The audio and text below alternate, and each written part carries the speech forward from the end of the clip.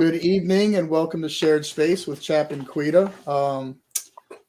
Let's get right to it tonight. We did a little show this afternoon about masculinity and what that meant, and Positive that's masculine. positive masculinity. That was an interesting conversation we can go to later on this afternoon. But I'd like to introduce first my guest host, Nick. If you want to introduce yourself, what you do, and then we can introduce our guest. Hi, I'm Nick. I'm not from Baltimore, but I am from Florida, and I'm pretty young. I'm an artist, and I'm going to UNF to learn graphic design. All right. So, Miss Ash, is my first time meeting you. So, who are you? What do you do? Hey, I'm Ashley or Ash Esposito. Like all my friends call me Ash. I am a neighborhood organizer in Baltimore, in Southwest Baltimore, in the neighborhood of Violetville. I'm a mom, I'm a techie, and I'm also a proud member of Black Women Photographers. And so that's kind of gotten me into like graphic design, web design, and just painting. Like I do like a lot of art therapy for myself to like decompress. So I'm also a painter, but only when I'm stressed.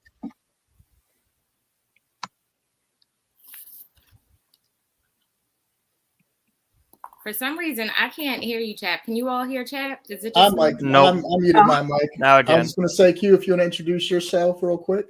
Of course, of course. Hello, hello. I am Laquita Chansey, the founder and director of Baltimore Homes.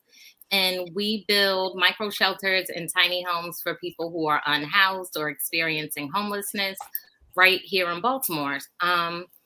And I am happy to be here. I have seen Ash in many different rooms across, I don't know, 3, 4, 5 years maybe, but it's been really exciting. I want to say that we started maybe at the tool bank, but it could have been the planning academy because, like you said, you're in the community and doing what needs to be done. So when you were at the tool bank, you were doing some work with the village of Violetville. Is that right? yep. Me and my friend co-founded Village of Violetville in 2019. So yeah, I was there picking up tools and I was taking like a selfie with this little cutout that the tool bank had. And I looked behind me and I saw your homes. And I was like, oh my gosh, what is this amazingness? So I was like asking them, I was like, what is this? And they were like explaining like Baltimore homes and stuff. I was like, oh my gosh, like not only is it important work, but it's also artistic because those were the ones that were painted all neat and stuff. So yeah, it was cool. And then so I followed the social media for my personal account, the Village of Violetville account. And yeah, so we've always been like engaging and kind of like crossing paths, but like never like fully connected until like recently. Right, because I'm wondering, but I feel like we've met face to face once at the tool bank, but everything else has been like virtual or email or so yeah. So that is Baltimore, Smaltimore, and part of why I lovingly named Smaltimore Homes, Smaltimore Homes. But to your point, it was a little, prototype that was drawn on by artists. And, I used to say that I'm not an artist, but now that digital art is a thing, I can stretch some circles and make some ears and make some stuff happen. So your girl's an artist, okay? So yeah. But I was really interested in getting Ash on because I saw something about, because when you followed me, I followed you, and I was like, oh, look at this Black woman doing awesome stuff. And basically NFT art, like what is it, how does it, like that's what I was most interested in. Yeah, so NFTs are wild. So it was like the beginning of this year. I Okay, was wait. So before you get started, guys, do you guys know about NFT art? Yes. I am familiar with it, but I don't know about. I wouldn't say I know about it. Okay. I can break it down a little bit in like a simple term. So NFTs stands for non-fungible token. And basically the best way to explain it, like, because it seems foolish, right? Like people are buying art with cryptocurrency. and it's digital. So people are like, why are they spending so much money on like virtual art? So when the art is minted on the blockchain, it actually embeds like a certificate of authenticity. So not only are you buying the art, like, but you're also buying it, and its value stays with the blockchain that you bought it with. So if you bought it with Ethereum, if you bought it with Bitcoin, whatever you bought it with, the value increases. It's like buying the stock market, except you're buying virtual art instead of stocks. Yeah. Gotcha. Okay. And so is that how you understand it as well? Yes. Okay. To put it in a very good perspective, yes. Okay, so quick and dirty. Go ahead, Chad. So my question is, some of the art that I've seen, it looks like Windows 95 graphics. It's horrible, right? So how do we promote our artists to really like I've seen some of Nick's digital stuff, and it's phenomenal, right? Like, but everything I see on what we're talking about, I just don't know. I'm not feeling it. I don't know, I don't know why we don't see more quality on there, but people are making a ton of money with. Yeah. Oh, I can explain that. Yeah. Give us the deets. Okay, so those artworks that you like, the first one that comes to mind are what are they called? Red Ape is one of them. Yeah. So the apes are one. Then there's shoot, I can't remember all the names because there's so many like collectibles that are coming There's out. Lazy Lion, I think. Yeah, I'm not familiar with that one, but yeah. So those ones that you see that look like Windows 95, especially if there's a large volume of them, they aren't actually created by a person. It's actually artificial intelligence. So you can say that, okay, I want this shape. I want one. Okay, say you were doing like an Etch-a-Sketch situation and you had a template. And you're like, here's what I want my little guy's head to look like. Here's what I want his shoulders to look like. But as far as his shirt, his hat, his glasses, his hair color, eye color, all these things are attributes. And so what you do is you program artificial intelligence to automatically generate these collectibles.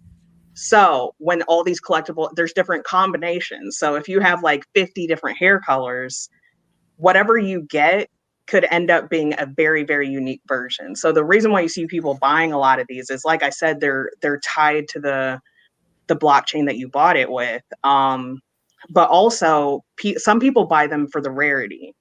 So you can go to the properties of the image and see, okay, this person, like this little guy that I bought, he's got like red hair, and it'll calculate and it'll say 0.4 of all the guys that were generated in this 10,000 collectible situation, only 0.4% have red hair. Gotcha. So it's almost like a game. It's kind of like some weird collectible cards Pokemon situation. Yeah, that makes sense. Yeah. Okay. Yeah. Okay. And so, but I was under the impression that each, I guess, artifact, I don't know what to call it. I'm not, versed in blockchain, but each artifact has a unique token, so to speak. So shouldn't it only be one guy with red hair? Not if you think about it, if there's multiple combinations for multiple attributes. So if you have a t-shirt, eye color, those in itself. Okay. Yeah. Right. So you could have a red hair guy, but does this one have a hat? And then if you notice, I think Jay-Z still has one of the collectibles as his profile picture on Twitter that he probably paid close to $1 million for. So and it is so basic. Right. So let me ask you guys, like, how would like Nick, I don't know if you have any NFTs, but like how would someone like me or Quita, if we wanted to generate something, like how difficult is that? What is the value in that? Like, because we were thinking as we talk, we have a crypto expert that does a Thursday night show, Kamal Hubbard, and he was talking with us about the NFTs and using them as a fundraiser for our nonprofits and generating NFTs that would that people could, of course, donate to the work we're doing, but have something to show for it, right? And I don't know if that's exactly how it would work, but what would that look like, a process like that, or where do you get started to generate an NFT? Yeah, I'm actually a part of a program now, or a project called Spots. So there's an artist named Tori Bryant who does really cool, like, original work that she sells on Foundation. That's where I sell my stuff. But she really wanted to do a collectible piece, like a collectible situation. So it's like a whole project. It's going to be a game. It has a website. But to actually do it, now that I've been a part of a team that's actually creating collectibles, it's a lot. Like, you have to have developers, like, you have to have a very, very strong marketing team. As far as like, the thing that's been hard for people in NFT spaces to really bridge the gap is creating situations that do what you're describing. So like creating situations where the money does go to like nonprofits and stuff, because this is a very transactional situation. And even though the people that are creating NFTs have like good hearts and big hearts and are pouring their hearts into their artwork, the ones that are creating like individual pieces, mostly, like not these like big massive projects, but it's hard to get people to contribute to your work or resonate with your work enough to buy it with blockchain. Because like I said, this is very much like stocks. So for them, it has to be an investment that's like worthwhile, not so much. It's hard to get to people's heartstrings through NFTs. So let me ask you this, because I'm thinking of, like, right now my wheels are turned about like my son and his brother Nick here. They do right now. They have a presence in streaming and gaming, right? So they are building content and followers for streaming, and they have a Discord, and we have Twitch and YouTube and different things, and they're working together to start building this network up as they evolve and grow in their education and their experience. And so, could that build like a streaming following? Could build momentum towards saying, hey, support us by buying this NFT. That's what something like that could look like? I think so, especially if you're smart about cross promotion. Like, that's the one thing that I stress a lot. Like, because some people will have like do really, really well in their realm of like, whether they're doing artwork or whether they're influencers, but sometimes when they cross over to NFTs, it doesn't hit the same. So for people, like, I would strongly suggest, find out, do some real good market analysis of people in the NFT space. Cause there are, like, Gary Vee is one of them. That's an influencer. There's a guy named Devin the Dude that like I met early on, and he's like blown up. He's Wait, probably Devin the Dude, like the rapper? No, he's Oh. he's one of the apes. Like, so Okay. the apes is almost like a super click. If you have an ape, he got an offer on his ape recently for $230,000 and did not sell, right? Because people don't sell their apes. So once you get one, you keep it forever. So Devin the Dude's got an ape, and he's been one of my like buddies, like, from the jump, and really broke down like NFTs and stuff. And he gives really solid advice. And one of the things that he said was like, definitely understanding who the influencers are and getting NFT influencers to buy into the thing that you're doing, or to at least engage. So because if you're trying to learn like what's happening in the NFT space, and the dynamics and who's doing what, and who has basically almost like a power dynamic, Yeah.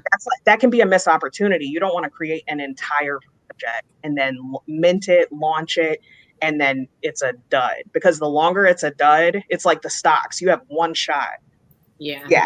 If you don't sell on that first day, and if it doesn't go ham, then the likeliness that you're going to resuscitate it later is like So slim to what none. would you say, like, so for Nick and Charles, like, what could they do? Wait till they had 5,000 subscribers, 10,000? Like, what would be a target to, like, what kind of goals would they have to set for themselves to make it not I would say and be a waste of time?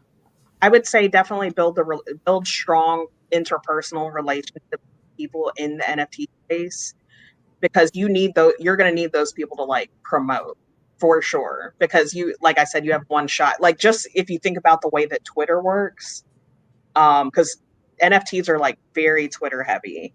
So that is really where you're going to sell and like have a shot to really have like a successful launch. Instagram is not it. Facebook is not it. You can have your Discord, but that's a very self-selecting space. So branching out to the other projects, or look at who's investing and build relationships with those people, because if you can get one of those people to kind of say, oh my gosh, yeah, this project is dope, I'm in, let's do it, and they also see like a personal gain for themselves, then that's what I mean. Like, the marketing part of it is like the wildest thing I've ever seen, because I'm like a self-taught marketing person. Like, I run off my gut. I'm like usually I can tell if like something's dope, and I'm like, I don't know what it is about it, like I'm just gonna follow my gut. But yeah, like it's hard if you haven't, if you're not already tapped in, because like I would say the first wave of NFT folks happened in January of 2021. I was kind of in there, but I didn't get it. So I kind of was like, oh, this is cool, and then I like ghosted everybody. And then around, I think, April, I was like, oh shoot, like everybody keeps talking about these foundation invites, and I have one. Like, I haven't even used mine. And so everybody was trying to get these invites. And I was like, I've been sitting on one. What the heck am I doing? So I started minting pieces, and then, that's where that was like probably the second wave in April-ish. And so now you have late adopters. So it's actually a little bit more difficult. So you can't do it. If you're an early adopter, you could go rogue and just, because you would have been early. But now you have to really do research on the power dynamics. Yeah. So Nick, where is it that you all are? I think, Chap, did you mention that they're on Twitch and Discord? Yeah, We're on Twitch. We have a community on Twitch. We have a community on YouTube and Discord. It's a bit separated at the moment. We're trying to unify it.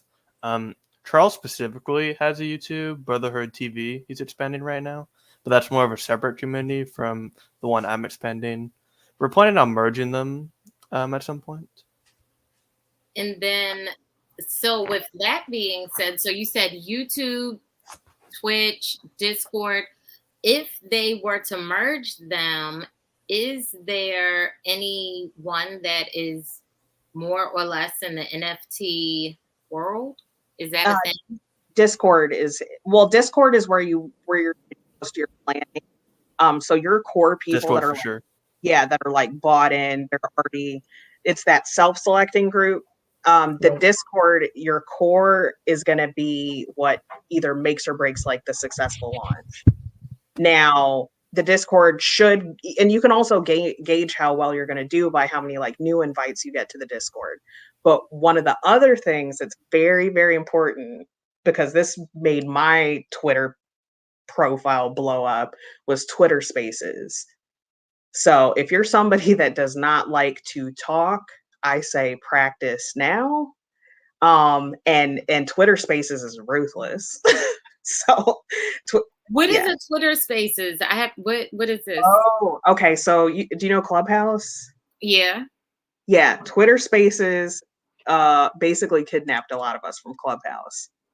Okay. So it's the same kind of setup where it's just audio, little bubble heads and stuff, like talking about things.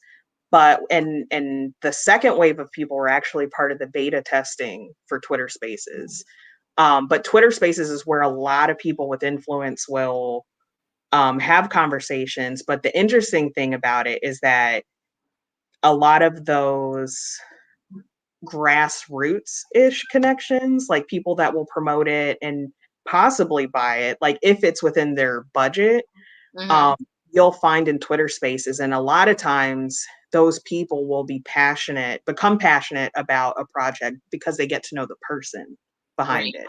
Okay. But that's why talking is important. You can be in there and you can be lurking all day. Like, I called out one girl because she built a bot that would put her in Twitter spaces in every single room that mentioned NFTs. So she would legit be in 10 rooms at the same time. Her name's Shirley Lowe. And I was like, this girl's got a bot, because everybody was like, Shirley Lowe is like, she's not real. I was like, no, she's real smart. She created a bot to make sure that her face is present in any room that has to do with NFTs. And she's not even like an NFT person. Like, she just has like a clothing line or something like that. But you will, just by being present in a Twitter space, you will see people go to your page, follow you, just because they're curious about who else is in the room. Oh, I think you're muted. Oh, sorry. No, I always mute. I was gonna say, I find IG Live is like that too. Even I find myself like clicking on random people that might be in watching Quito or watching one of my other friends. Like, who are you? Like, I mean, like, kind of like, who are you? Why are you watching my peoples, right? And you make connections that way as well. It kind of sounds similar, because I'm not really on. I'm definitely not on Twitter. IG, I'm on there just because it's a way that a lot of the younger people communicate in the community. It provides, I think it also, for them, it provides like a safety net. So like the weird old white guys, like, hey, let's connect, right? They don't have to necessarily give up their phone number, but we can connect on IG. So it's like, so I have it for that reason. I have a Facebook to kind of announce events we do, but I don't really use that either. And then people end up getting their feelings hurt because it's like, hey, I tried messaging you on Facebook, and I'm like, oh, I don't care. Like, call me, right? It's definitely interesting how communication is changing and how you have to adapt, and how much influence, depending on how you communicate, certain demographics as well. I'm always hanging on to like live stuff, and I'm always hanging on to articulate the importance of meeting live. My son's Nick, my son Charles, and some of the other guys, they're really good at navigating the platforms, right? But some of them, you put them in front of somebody and they like choke up, and it's like, it's just important to understand how to do that and really connect on a personal level with whoever you're investing your time in. So I don't know. No, I mean, and it really sounds like that's going to be really important, especially if you want to break into NFTs. It sounds like Ash is saying you have to really, get a hold of an influencer and someone who has some sort of presence already. And you're not going to be able to do that with, standing behind a keyboard the whole time. You're going to have to get out there and, say something and make sure people know that, hey, I'm a human. I actually have a face behind whatever fake mask you may or may not have saw me wearing once upon a time. So this is pretty cool. So Nick, do you think that you're learning anything that's useful that you might be able to take with you? Were you thinking about doing any sort of NFT art in the future at all? I've had no plans up to this point, but I do really like this discussion y'all brought, especially with like how much presence you should have before you start NFTs, and like the process of building it and then launching it when you have enough build up presence. It sounds like something I think you guys could totally get into if, you know what I mean, you just kind of worked it into what you're already doing. You said you were going to converge. You're already using some of the tools that Ash said people are already using. But like he said, everything isn't for everyone, but it never hurts to try. Sure, and I'll share that. The boys never really directly expressed interest in it, even, but understanding the value, in the least, I understand the value of it, and then seeing the potential that these young guys have, and seeing some of like Nick's fantastic artwork. He excels at that, and him and Charles as well. Like, they're very creative, and very intentional. And so it just seems like, if these guys got more information, that they can take this idea a lot further than someone our age or someone, at our point, just because they have a better understanding of the culture in general and the technology in general. But I really see talent in you, Nick, and I really respect and appreciate the work you put in And so I thought to myself, like, why not present this information to you? Because it might be something you never thought of, but you might get it. It might click with you. And then, you know, you're able to be successful at this. And then I know you're the type of person that if you're successful, those around you will also be successful. So, yeah. So thank you for joining us even for the conversation. I would love to, it seems like it's a lot of work because I would love to be able to introduce it to other people in Baltimore and other young artists in Baltimore. We got a lot of talent in Baltimore that just the difference between them and someone that's like insanely successful is just a lack of opportunity, right? So I feel like if we get more information on this and we can present the opportunity, more of our people can be more successful. And also, there's something huge that happened. So most of the advice that I was giving was about collectibles. So when it comes to one-to-ones, that means there's one original piece. That's it. That's what sells, whatever. Like I'll put a link in the chat of a friend that I just got into NFTs. She's a graphic designer who creates like these original artworks. Like she allows people to buy them and like create like products and things like that. I was like, you have to get into NFTs. And she's one of those artists that sells one-to-ones. Now, that's why I always like stress too, like if that's not your way to like do these large collectible projects where there's like a huge marketing piece and it's a high stress but also high reward, if you're more of like an one-to-one person, there's also opportunities there. So in New York, what was it called? The Digital Diaspora. It was a NFT collection that was curated by a 17-year-old named Diana Sinclair, who is also a member of Black Women Photographers.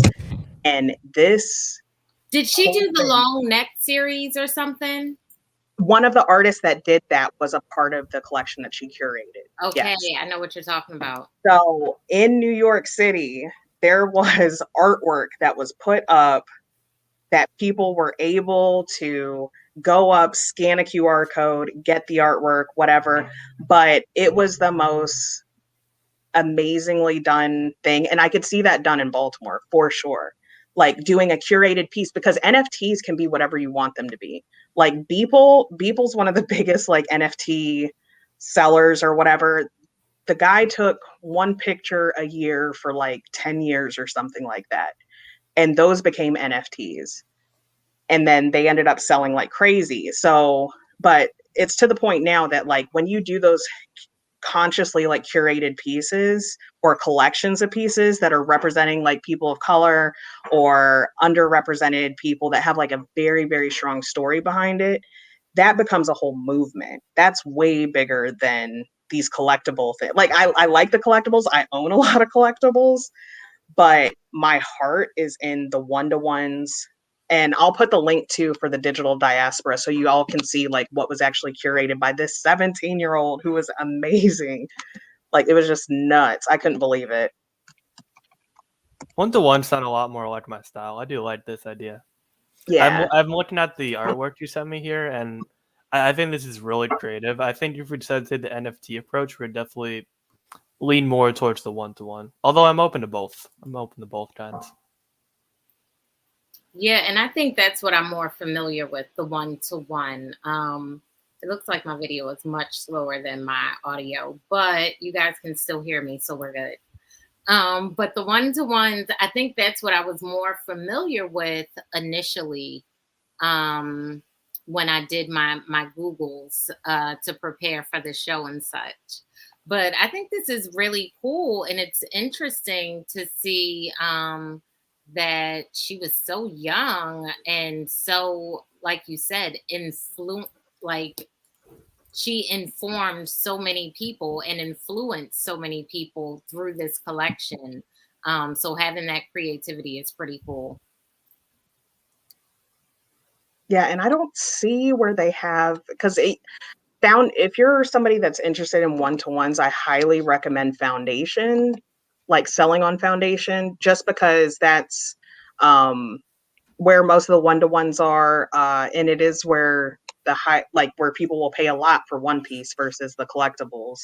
The collectibles have to accumulate value, where the one-to-ones, you set the price that's it. Like I have photos that I have on Foundation that I'm like, this is the price that I'm willing to set for this one. Like there's one of it, deal with it. um, but yeah, like the digital diaspora, I believe it's sold out in, I don't even know. But also Foundation, if you get a bid on your piece, it stays in auction for 24 hours. So sometimes what happens is somebody will set a price of like zero point 0.1 Ethereum and be like, okay, this is the price for it. But when there's an auction, like when it goes live, it goes into the queue of the front page so that people see like this is an auction. And there are times where people see something that they're like, yo, like this is insane. And it ends up blowing up. Sounds like TikTok. Yeah, Like yeah. a random video in front of you and then it just blows up. Like, what just happened? Yeah, but also that pricing technique is a real estate thing as well, like to price below what the actual value is so that more people get their eyes on that particular asset. That way, more people see it, and then there's more of a competition drawing the price up rather than you pricing it at what you already knew it should have been priced at. Yeah, Nick, I don't know if you had ever watched the other episode. We had another episode with some artists on, and it was great. We had somebody who was very casual, did just art therapy in her attic studio. We had a young lady who had just done her first exhibition at the Loft, I think, and then we had two veteran artists of like over 10 years, and it was a great conversation. And one of the things we really centralized around towards the end that was really important for me was knowing the value of your work, right? And what these guys recommended, because you're not just, people just think, oh, you draw a picture, sell it, right? And maybe it's worth the time and the materials, but there's more to art than just time and materials. Number one, you're sharing a piece of yourself, you're expressing yourself, you're making yourself vulnerable, and pouring, art is just, there's so much more to art than what you see, right? And one of their things they said is like, you make an original and then you can sell that original for a price and get your money back when your time and material, time and labor kind of idea. But the guy said, or you take that original and you keep that and you make like 100 prints and you sell 100 prints for $100, right? Now that original, if you can sell all 100 of those, that original just became worth $10,000, right? And then, if you put that original up somewhere, like if we're at an art show and let's say I'm somebody who's really like a wealthy person looking for something that strikes me, and you have this really incredible art, but it says like $200 on it, I'm gonna walk right past that price tag, right? But if you have a piece of art and it says $10,000 on the wall, well, the guy with $10,000 to spend is going to stop and look at it. But then somebody like me who's got $40 in their pocket, I'm gonna look at it and be like, why is that for $10,000? So by pricing it appropriately or above what you think you're worth, you're drawing attention to it, right? And so and so I don't know how it fits into the NFT discussion, but as an artist, I didn't know how it works, but I liked the idea of keeping the original for me or keeping the original for someone that had value in my life and maybe limiting the prints and selling the prints to generate more income and compensate my time and my art, but then keeping the original because it had much more value than money, right? And if somebody wanted to, they could put a price tag on it, but it's going to be heavy, right? Because that's a piece of me that I've poured out on the canvas. Yeah, and there's been a lot of discussion about whether or not NFTs are hurting the art space. And what I actually see is that it's empowering artists because, I think it is. yeah, you don't have to, it's not the same gatekeeping system where you got to get approval from a curator of a museum that probably doesn't have enough representation anyways to say that your artwork is quote unquote good. This way, you take that into your own hands. You're like, my art is good. Here's where it should be priced unapologetically. You promote yourself. There is no gatekeeping. Of course, there's like popularity and being conscious of like what's going on in the industry, but there is no one centralized way of like becoming a participant and having like your own vision for yourself as an artist. Like Right.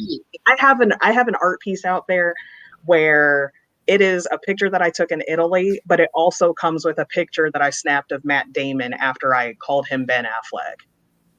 So like an NFT can be anything you want it to be. It can be fun. Like, I mean, there's one NFT that I sold where I gave somebody the poem that is like secretly printed on the background.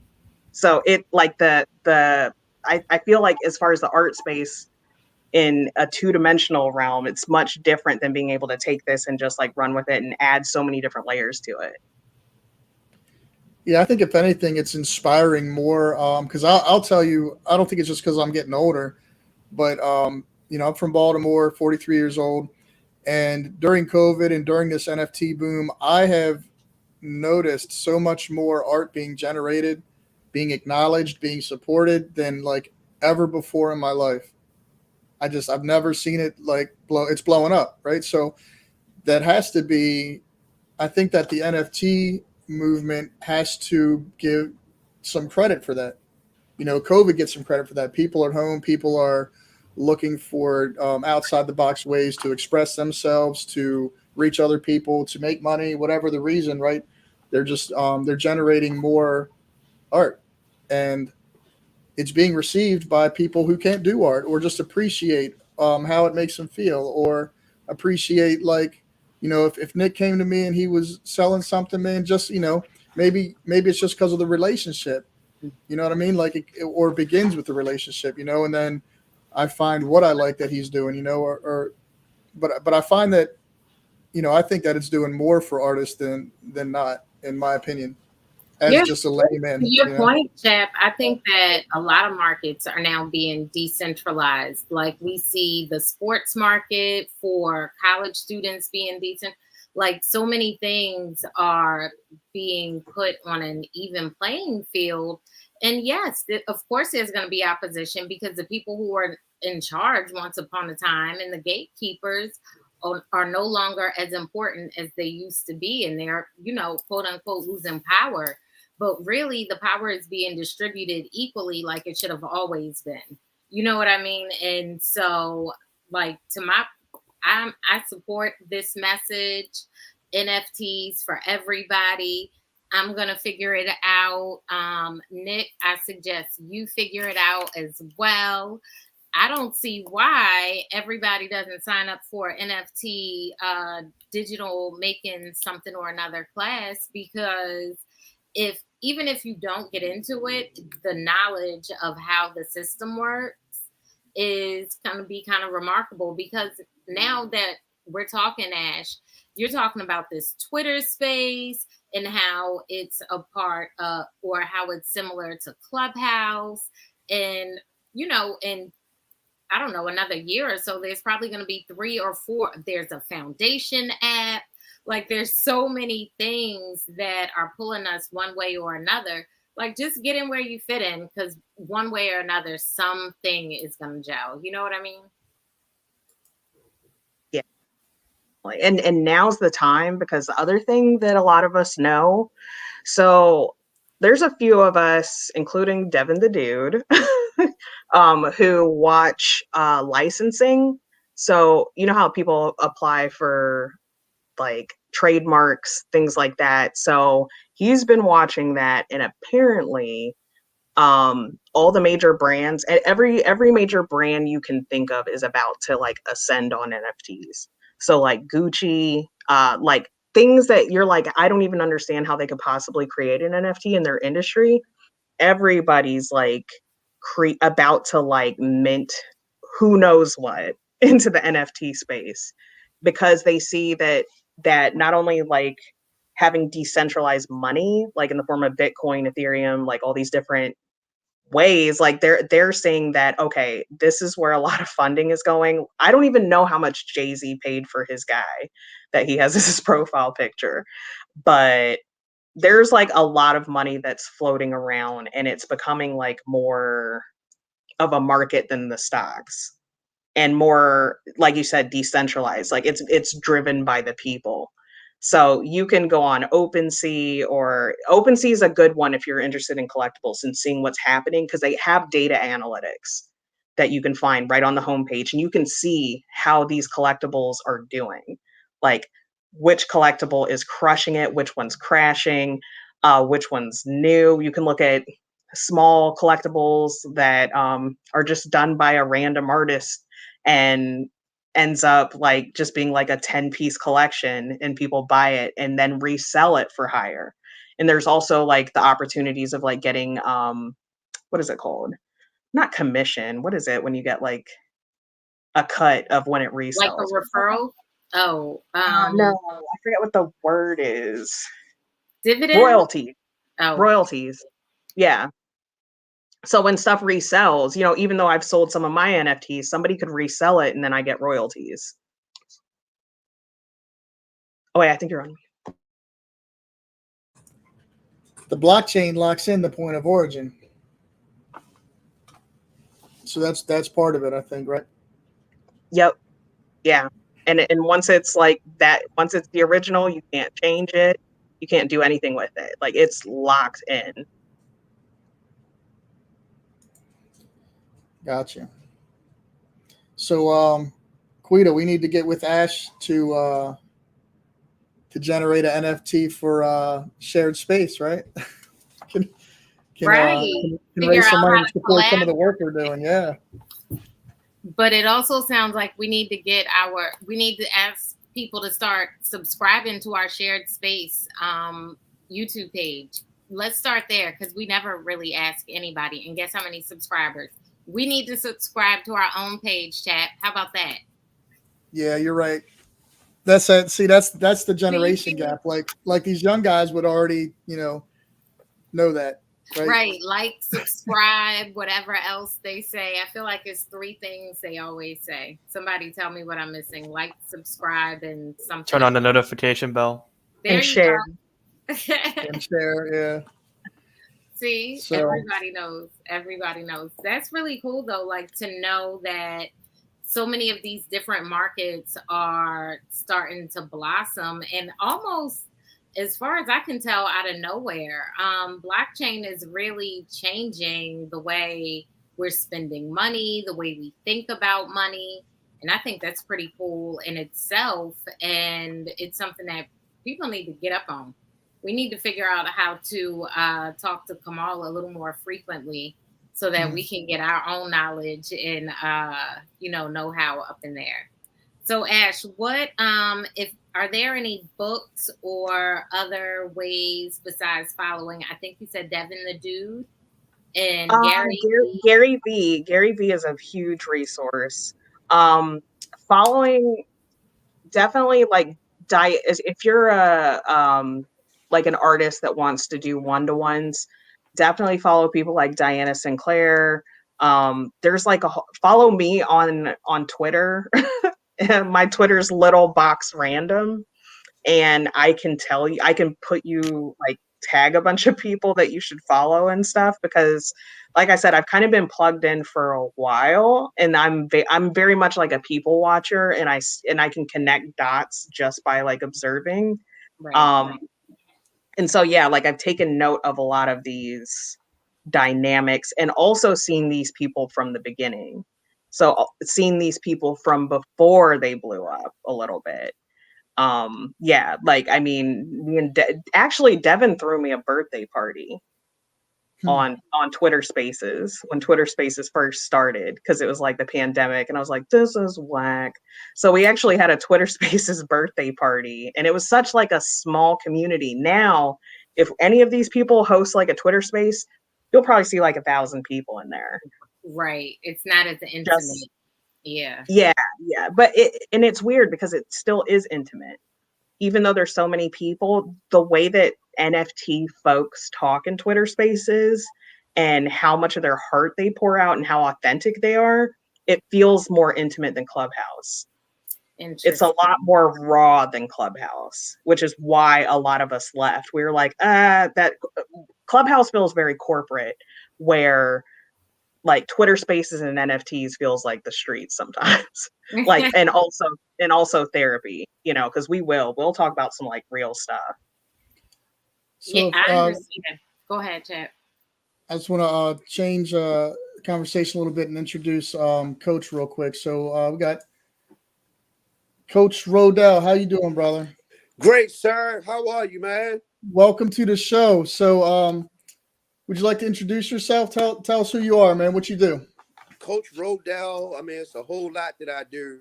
I do apologize for being late, but I was just putting out a fire. I had a gentleman that he has a whole lot going on with him, you know, in the process of getting a divorce. On top of that, he's in a substance abuse setting.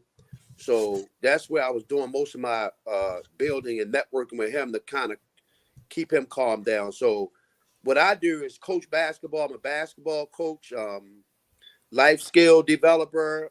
Also, I'm a recovering addict myself. Next month, I'll have 30 years of recovery. Been a lifetime resident of Reservoir Hill, born and raised in here. So that's just some little background information of who I am. Awesome. So the reason we connected with Coach, we were having this conversation last week. We're always having this conversation, man. Last week, this weekend, so Donnie had me get on the phone with Coach. We were actually having a conversation before the show started where we've got in Baltimore City, we've got a number of brand new 21st century schools with multi-million-dollar renovations to the gymnasiums.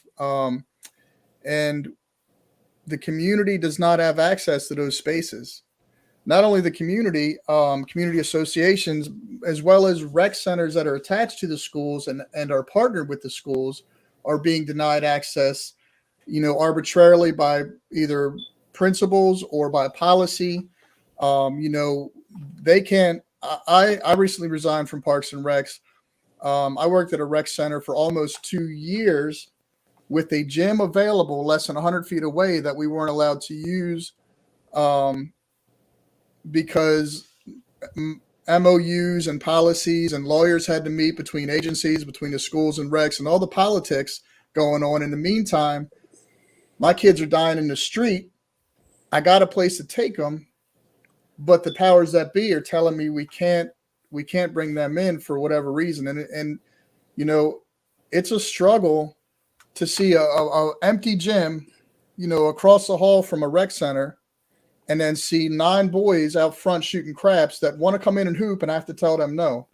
So that, for me, that was one of the reasons that I had to resign, or was the beginning of the end, was things like this happening in our city where resources are available, but by policy, we're not allowing the community to use them appropriately.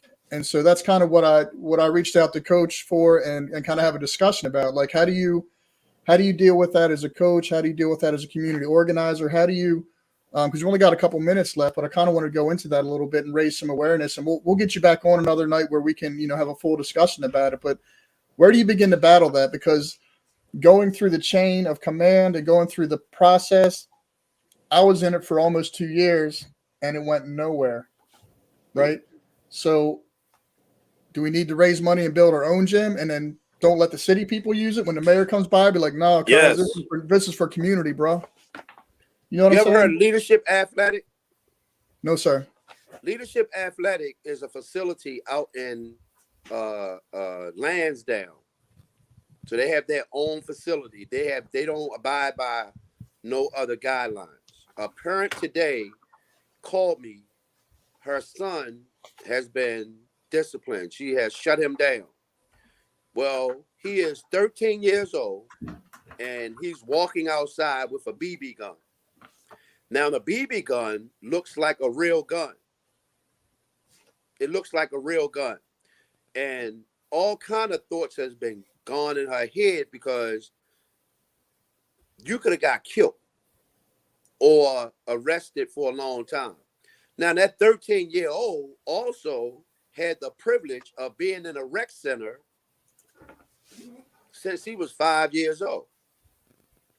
So for the last several years, he cannot even go into the rec center. So he has to walk past a rec center to go outside of his community to go play basketball in someone else's neighborhood. And in Baltimore, that's not the best situation either, right? Exactly, because that's the same. Go ahead. You got a lot of gangs that's going on. Yeah. And that's the same situation with the buses, right? Like, reason I didn't send my oldest to public schools, I live in the city, is because they wanted him to go to school across town. Like, you know, it doesn't make sense. Like, for instance, I live on Northeast, right? And if you head down Hillen Road, you got a bunch of kids from over West waiting on a bus stop at Lake Clifton to go home, beefing with the neighborhood, right? Because they're not from the neighborhood. They out, you know, but they're in our space, and it creates this negative space that could be avoided. But the city, for whatever reason, trying to justify through budgets and numbers and data that, you know, kids don't go to the school that's in their neighborhood anymore. We got new gyms that we don't have access to. Like, you know, I just don't understand. And like, to your point, like, I don't know about look into Leadership Athletic, but during, even before COVID, like, I was sitting at a rec with a brand new gym, and the young man I mentor is like, yo, can we come play? And I couldn't wait to get the job at the rec. I'm like, yo, I'm gonna have y'all up here every day. We're gonna rock out. We're gonna start a team, this and that. None of that unfolded because I couldn't even step foot in the gym. And I had to give them money. Say, here's $100, man. Go rent 4 seasons up Pulaski. You know what I mean? After, you know, when there's 3 gyms in my community that they didn't have access to, I'd have to give them some, you know, spending money and go play somewhere safe. Just didn't make sense to me. Looks like hey, Chaplain. There you are. Yep. Chaplain. Yes, sir. We hear you. I'm sitting on a sofa, right? Yep. And sometimes this is where I sleep. Because my wife say, they're not your sons. I might have car note money in my pocket. But there's a young man that might not have went to school because his grandmother didn't get her check in time. So now that money is in my pocket. I'm taking them down to Walmart, getting them a little outfit. Child might not have eaten. So that happens a lot. These are real stories that we do, and we don't get no grant money. Somebody giving us no grant money. Nope. They give the grant money to who they already know. And the people that has the grant money, all these agencies, and look at these rec centers, right? They get all these monies. They wasn't giving no turkeys away for Thanksgiving. And they getting the millions of dollars. They getting the $50,000 grants. They getting the $10,000 grants. They get $1 million grant. They just got $1 million grant from Family League. But they give the money to, well, I don't know where they give the money to. I'll tell you the truth. Because we wrote programs to receive portions. At my rec, we had wrote programs to receive portions of that. And they just denied them. Well, you know, because we had different, we just wrote different programs, but the grant money was supposed to be for programs in the rec. And then when we wrote them, they'd find reasons to deny it. And if you denied all these programs, where's that money going, man? You know, who's accountable? And yeah, it's frustrating, man. That's one of my biggest beefs with like the city. I know, like, we talked about this a little bit in Planning Academy, like in our little discussion that we were having, is like, you know, a lot of nonprofits, like, while they do good work, they actually expose the gaps in city services. They are filling the void in like bad policy and lack of funding. In an ideal situation, like especially in Baltimore, like there shouldn't be a need for like the community to do such a heavy lift and then beg for scraps. Right. Like, why are there still so many damn produce distribution? And that was just supposed to be when COVID was going on and there were essential workers that were being overworked. But what's the excuse now? We have a whole vaccine, and still all of the produce distributions that I knew about at the beginning of COVID have multiplied. Yeah. So what? I don't get it. I don't understand. I thought there were hundreds of millions of dollars being distributed. Go ahead, Chad. I was going to say, Coach, I think part of the solution is what we're doing right now, having this conversation. You know, you want to, I'll tell you on a show right now, we talking, but you on a show with some doers. And I think what changes it and what evolves serving our community is drop in the city. Don't worry about the grants from Hopkins. Don't worry about none of that. Like, you know, my men's is out there talking about we all we got, we all we need. That's a fact. And when we can get together and support each other. You know, me and Quita must have done 3-5 things this weekend, right? Like just back to back, you know, doing a meeting here and a show there and getting together. And I think the more we can get together and pull our resources for volunteers, pull our resources for like space to use space in different areas, different communities, you know, share funding. Like if somebody gives me $100,000, man, I'm gonna give you like 50, right? You know what I'm saying? Like we need to build these relationships of trust with each other. Because we're not going to be able to build the city back up through the city, right? We're going to have to do it ourselves, and we can do it ourselves. We've got amazing, unlimited resources. We've got very successful Black businesses that we need to support, and then we need to also hit them up and say, hey, we're out here doing this work, help us out, and they're available to do that. But we're not. We need to communicate better. We need to build those relationships of trust. We need to, you know. Just I think through unity and communication, I think we're going to change and start rebuilding Baltimore back to what it needs to be, and creating spaces where people can thrive and not rely on the government agencies. Because I'll tell you, a lot of my partners, and for me personally, when the city reaches out, or you're doing something good, then they want to reach out and you know, steal the show. Like, no, thank you. Or they want to reach out and be like, oh, we hear you doing this, man. Here, we want to donate $10,000. What you doing? No, thank you. Because it ain't free. On Right. top of that, you know, you don't want to compromise what you're doing, because the city always, whatever they put their hands in, it seems to just not be a smooth process. There's exceptions to the rule, but this is just my personal experience. And so I think we need to keep talking, Coach. Like when you got something going on, hit me up, and me and Quita need to show up and support you, right? If you got something going on, or you're looking for a space to hold a fundraiser, right? I can say, hey, let's go over here. You know, there's this great space right here. There's, you know, whatever. We just need to continue to have conversations and build relationships with each other, so that our community can thrive and benefit from that. Yes, this Saturday we're having our end of the year program celebration. It's going to be at the St. Francis Neighborhood Center, 2405 Linden Avenue. I'll send you the flyer. Yep. Okay. So we have 27 participants. We had 40 children in our basketball camp. So a young lady reached out to me in June. I was just going to the store, getting my butter pecan ice cream. Don't tell my wife. So I was going to get my butter pecan ice cream. And she said, could you please help my nephews? Now, one little boy is 8. His father got killed when he was 3 months old. The other little guy is 13. His father got killed about 2 years ago. Mother got shot in the face and sentenced to 13 years in prison. So that was the purpose of me doing the basketball camp. So God said, don't be a hearer of the word, be a doer of the word. So I didn't want to do no basketball camp. But because of the, you know, the horrific experience they were having, I put on a basketball camp. Now, from the basketball camp, it turned into from 40-something children down to 27. So we took all 27 to Six Flags free. We came back and did an award ceremony free, and there was a free basketball camp. Also, we just gave 27 families a Thanksgiving basket, and those families were struggling financially, which made us decide to do something for them on December the 18th, a week before Christmas.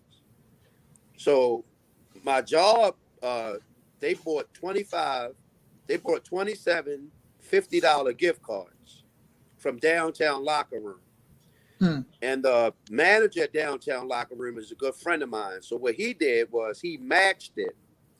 He matched the $50 gift card with a $25 gift card. So we're going to give them that Saturday.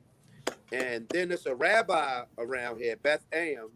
They're giving us 27 $100 Walmart gift cards. Wow. So now each child is getting $175. Now, I know when I was young and younger and was going to school, If you came back after the holiday and you didn't have anything, you got teased bad. And that teasing, most of the children that got teased were your drug dealers. They became your drug dealers. They became your robbers. They became your dropouts. Those ones that were teased. Because that peer pressure is something. So Chaplain, thanks for having me on the call. I would love to get on the call again from the beginning.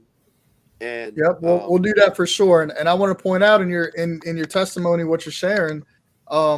Nowhere did you mention Baltimore City agency showed up for nothing, right? It was from your relationships, and that's a lot of times as a narrative. A lot of times somebody will hit us up and we don't even like really. I'm not gonna say we don't feel like doing something, but somebody's gonna hit us up with a need, and we're like, oh man, here we go. You know, you got to get your mind right, but God blesses you so much, and yes, you don't even realize when you just step up and do it. You know, you shut up and do it. You don't realize the ripple effects that has in the community and in the person's lives that you're serving, right? Like this Christmas you're providing is part of their testimony now, and that testimony moves forward with those youth and those families and proliferates. So all that because one young woman came up to you in the grocery store, said, help my nephews. Now look what God did, right? So I appreciate you, man, for answering the call because, you know, they always say he doesn't call the prepared, he prepares the called, right? And you just got to step up, man. So thank you for that. We'll definitely get you back on the show. And we're running late, guys, but thank you so much, Ash.